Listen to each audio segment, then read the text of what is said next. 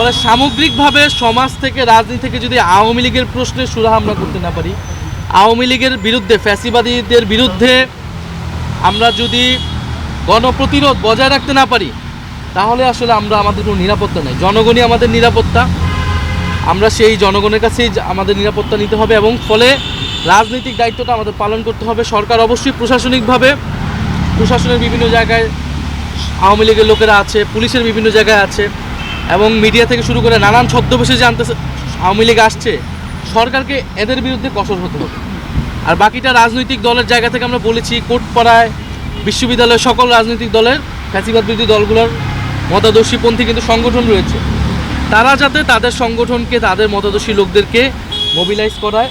কারণ এটা শুধু এনসিপি এককভাবে সম্ভব না, বা ফলে সবাইকে শুধু রাজনীতির মাঠে নয়, এই যে বিভিন্ন সেক্টর, আমি এটাকেই বারবার গুরুত্ব দিচ্ছি। কারণ সম্মতি তৈরি করা হচ্ছে অন্য জায়গায়, কোর্টে তৈরি করা হচ্ছে, মিডিয়াতে তৈরি করা হচ্ছে, বিশ্ববিদ্যালয়ে তৈরি করা হচ্ছে।